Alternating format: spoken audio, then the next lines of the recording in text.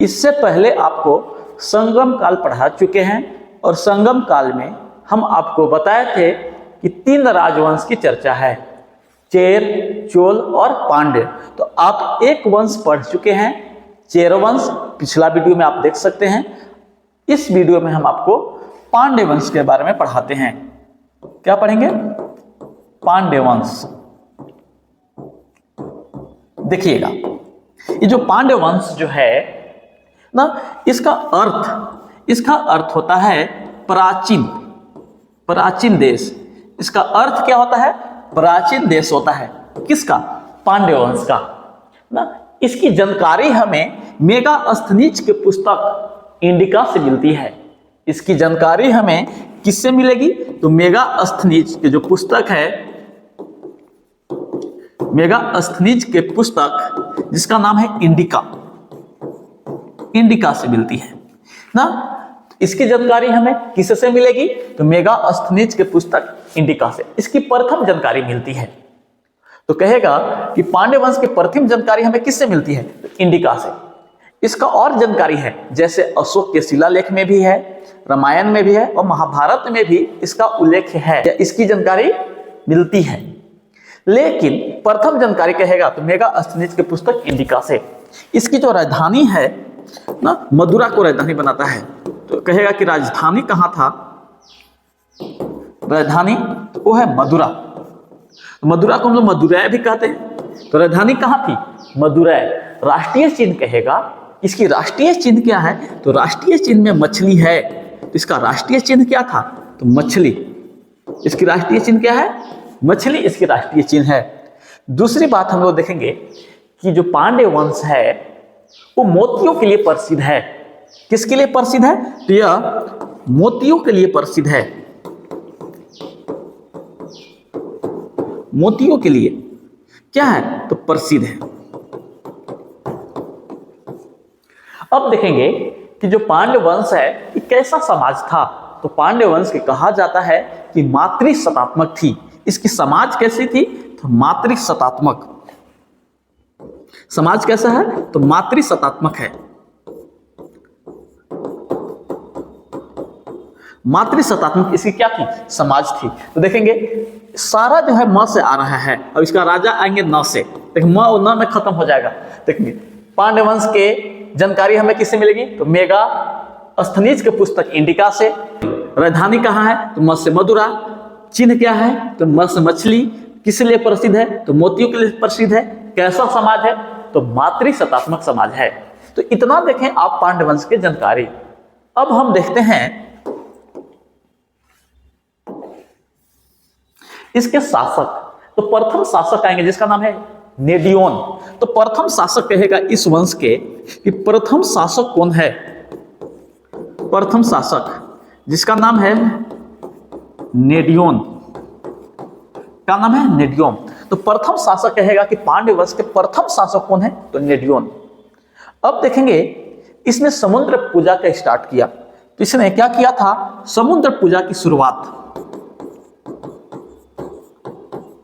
समुद्र पूजा इसने क्या किया है? इस समुद्र पूजा की शुरुआत की है। किसने? नेडियोन ने। तो नेडियोन ने क्या किया है? कि समुद्र पूजा की शुरुआत करता है। इसके बाद इस वंश के सबसे शक्तिशाली शासक कौन है? तो नेडुजेलियन। इस वंश के सबसे प्रतापी शासक कौन है? तो उसका नाम है नेडुजेलियन। सबसे प्रतापी शासक। तो सबसे प्रतापी जो शासक है जिसका नाम है नेडुजेलियन। क्या नाम है? नेडुजेलियन। देखेंगे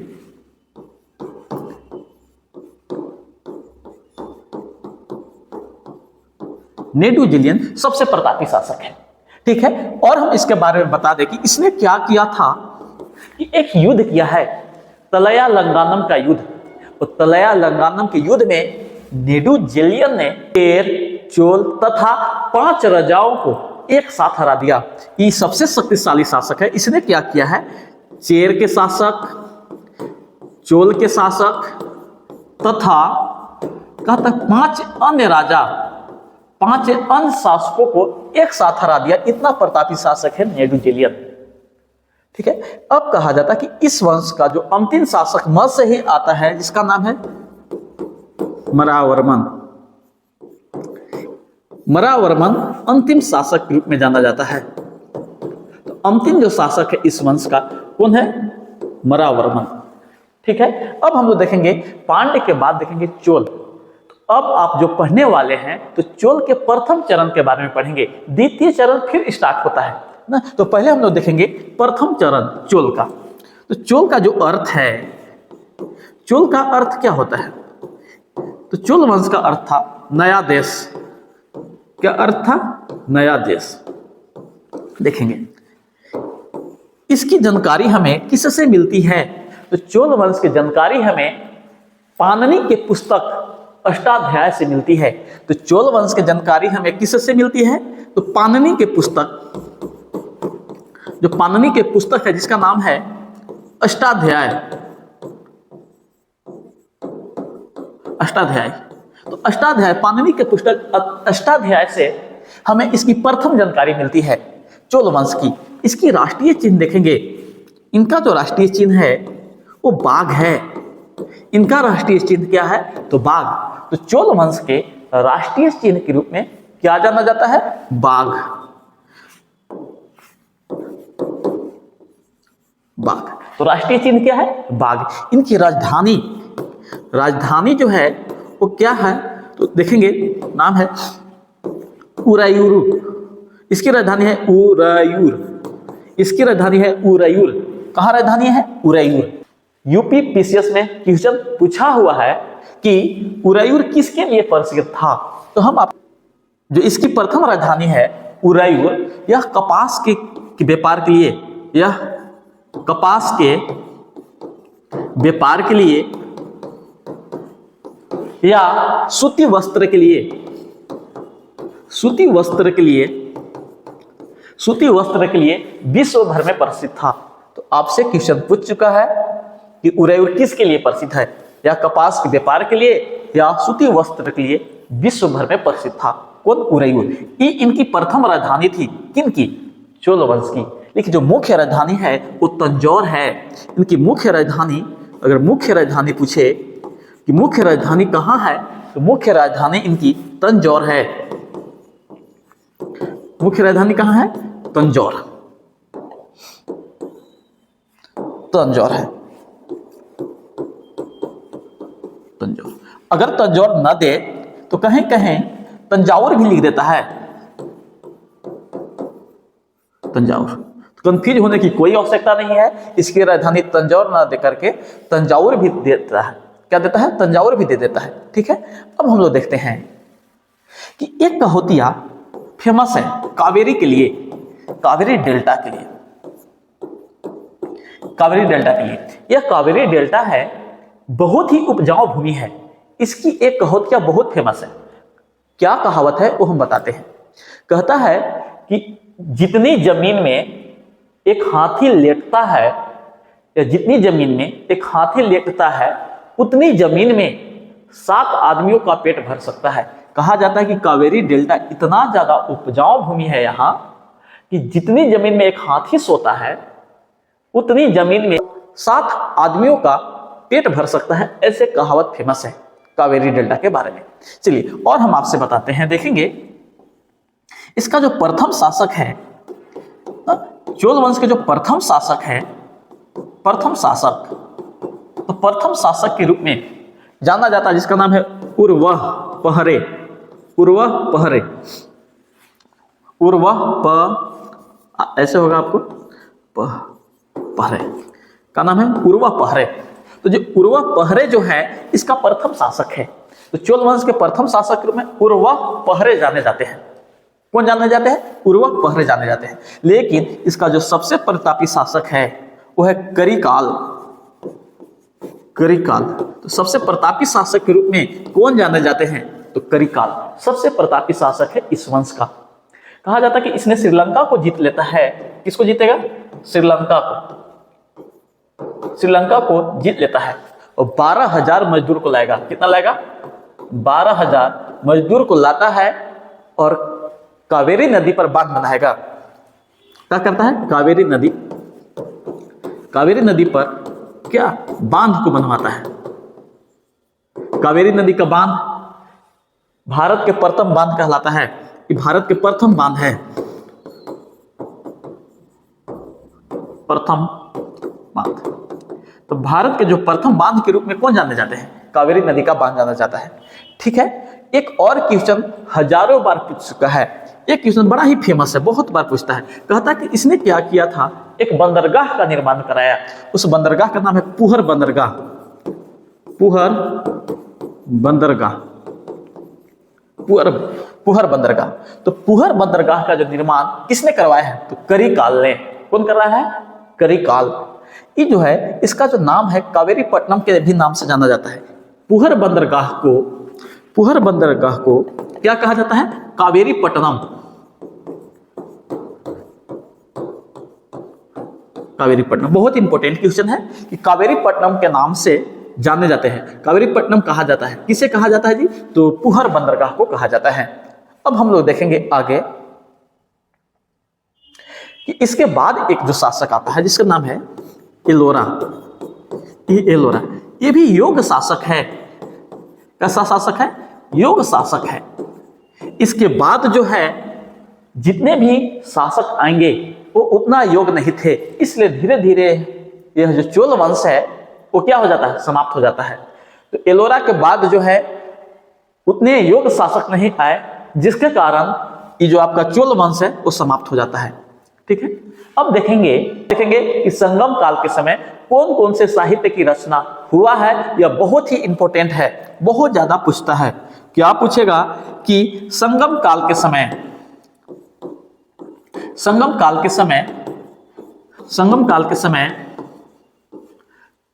साहित्य की रचना को देखते हैं कि कौन कौन से साहित्य की रचना हुआ है। बड़ा ही फेमस है, बहुत इंपॉर्टेंट है, यहां से क्वेश्चन आते हैं। आपको मजा भी आएगा पढ़ने में। देखेंगे, कहा जाता है कि इसमें पहला जो है तोलकापियम या तोलकपियम। ये तोलकपियम कौन लिखा है? तो तोलकापियर ने लिखे हैं। जब आप पिछला वीडियो में हम संगम काल पढ़ा रहे थे तो देखे थे कि जो द्वितीय संगम उसकी जो अध्यक्षता किया था कौन किया था? तोलकापियर किए थे। कौन किए थे? तोलकापियर। और तोलकापियर ने ही क्या लिखे हैं? तोलकपियम। एक क्वेश्चन और पूछेगा कि तोलकापियम का संबंध किससे है? तो व्याकरण से। इसका संबंध किससे है? व्याकरण से इसका संबंध है। किसका? तोलकपियम के। ठीक है, दूसरा जो पुस्तक है जिसका नाम है तिरुकुराल। तिरुकुराल को हम लोग सिर्फ कुराल भी कहते हैं।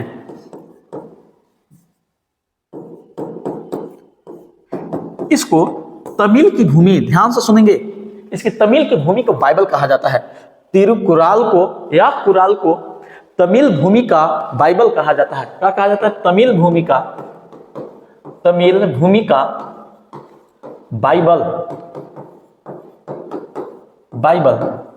कहा जाता है। तो तमिल भूमि का बाइबल किसे कहा जाता है? तो तमिल भूमि का बाइबल तिरुकुराल या कुराल को कहा जाता है। ठीक है, तीसरी जो पुस्तक है रचना हुई है जिसका नाम, तीसरा जो पुस्तक की रचना हुई है जिसका नाम है जीवक चिंतामणि। क्या नाम है? जीवक चिंतामणि। तो जीवक चिंतामणि का जो संबंध है वो जैन धर्म से है। क्वेश्चन पूछेगा आपसे कि जीवक चिंतामणि का संबंध किस धर्म से है? तो जैन धर्म से संबंध है। इसका रचनाकार भी पूछता है, मिलान करने के लिए देता है। इसका रचनाकार कौन है? तो हम रचनाकार लिख देते हैं, नाम है तिरुतक देवर। क्या नाम है? तिरुतक। क्या लिखा है? तिरुतक देवर। तो जीवक चिंतामणि का रचनाकार कौन है? राइटर तो है तिरुतक देवर। कौन है? तिरुतक देवर। अब हम लोग देखेंगे कि जो चौथा जो पुस्तक है सिलप्पादिकारम। क्या नाम है?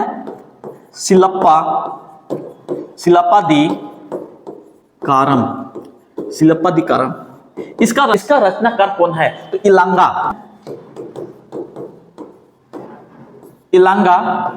अडिगल। क्या नाम है? इलांगा अडिगल। तो देखेंगे सिलप्पादिकारम, तो सिलप्पादिकारम का जो राइटर है कौन है? इलांगा द अडिगल। कौन है? तो इलांगा द अडिगल। इसमें नूपुर की कहानी है, एक पायल की कहानी छुपी हुई है। अब यह भी आपका जैन धर्म से, किससे? जैन धर्म से संबंधित है। किससे संबंधित है? जैन धर्म से संबंधित है। इसमें देखेंगे किसकी कहानी है? तो नूपुर, नूपुर की कहानी है, एक पायल की कहानी है। इसे इलियट भी कहा जाता है। क्या कहा जाता है? इलियट। तो इलियट के नाम से कौन जाना जाता है? शिलापादिकारम। कौन जाना जाता है? तो शिलापादिकारम। अब इसमें क्या है कि एक राजा की कहानी है जिसका नाम है राजा कुलवन। ध्यान से सुनेंगे, एक राजा है, राजा का नाम है कुलवन।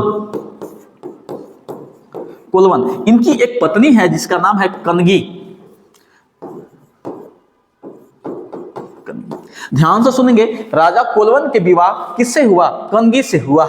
किससे हुआ था? कनगी से। लेकिन देखेंगे कि जो राजा कुलवन जो है, इनको एक नर्तकी से प्रेम है जिसका नाम है माधवी। ये माधवी क्या है? एक नर्तकी है, नाचने वाली है, नर्तकी है, नचनिया है, नार्तिकी है, बोल सकते हैं। कौन? माधवी। अब है क्या कि जब कुलवन क्या करते हैं, अब क्या करते हैं कि कुलवन अपनी पत्नी को छोड़कर ये माधवी के पास चले जाते हैं। और जब माधवी के पास जाते हैं तो जितना भी धन संपत्ति था किनका? राजा कुलवन का, सारा उड़ा दिए माधवी पर, कुछ नहीं बचा, कंगाल हो गए। जब कंगाल हो गए तो ये जो माधवी है कुलवन को छोड़ देता है। और जब कुलवन को छोड़ेगा तो कुलवन क्या करते हैं कि फिर से अपने पत्नी के पास जाते हैं। कहा जाता है कि पत्नी ही दुख सुख में काम देती है, तो छोड़ के तो चले गए थे, लेकिन फिर जब दुख हुआ तो पत्नी के पास आते हैं, कनगी के पास। इनके पास कुछ धन संपत्ति नहीं बचा, तो अब इनकी पत्नी बोलती है कि चलिए हम लोग फिर से शुरुआत करते हैं। अब इन्होंने जीवन की फिर से शुरुआत की, कुलवन और कौन? कनगी। लेकिन व्यापार करने के लिए पैसा की आवश्यकता होती है, और पैसा तो था नहीं इनके पास। तो पैसा न होने के कारण इनके सोने का पायल, इनके सोने के पायल है, देते हैं। कनगी अपने सोने के पायल देते हैं किसको? राजा कुलवन को, कि जाइए बेच करके लाइए कुछ पैसा और हम लोग क्या करेंगे? बिजनेस करेंगे। लेकिन कहा जाता है कि जब बेचने के लिए पायल जाते हैं तो राजा के सैनिक पकड़ लेते हैं। ये मदुरै में, कहाँ की घटना है? मदुरै। मदुरै। तो मदुरै में जो उस समय के राजा था, उस समय जो मदुरै के राजा है, उसकी रानी की जो पायल है भूल गया था सोने का, और उसका जो डिजाइन सेम टू सेम कनगी जैसा मिल रहा था। तो जब सैनिक पकड़े राजा कुलवन को, राजा कुलवन को जब सैनिक पकड़े ले गए रानी के पास ना, तो बोले कि इसने क्या किया कि इसने ही पायल चोरी किया है, इसने ही पायल को चुराया है, और चोरी के आरोप लगा करके राजा कुलवन को फांसी दे दी गई ना। तो राजा कुलवन की फांसी दे दी गई। और इससे सबसे ज्यादा अगर दुख हुआ तो इससे सबसे ज्यादा अगर किसी को दुख हुआ तो कनगी को, क्योंकि जब शादी हुआ तो राजा कुलवन छोड़ के चले गए, और जब वापस आए तो इनको फांसी दे दिया गया, कुलवन को। और जब ऐसी घटना घटती है ना, तो कनगी क्या करती है? सती होने के लिए सोचती है, और अपने पति के साथ सती हो जाती है। लेकिन शराप भी देती है कि मदुरै शहर क्या हो जाएगी? समाप्त हो जाएगी। क्या हो जाएगा? समाप्त। अब देखेंगे हम लोग, और बाद में मदुरै शहर नष्ट भी हो गया इनकी शराप से। ठीक है, अब हम लोग एक और रचना के देखेंगे जिसका नाम है पांचवा रचना, मनी मेकलई। मनी मेकलई जो है ये बौद्ध धर्म से संबंधित है। किससे संबंधित है? बौद्ध धर्म से संबंधित है।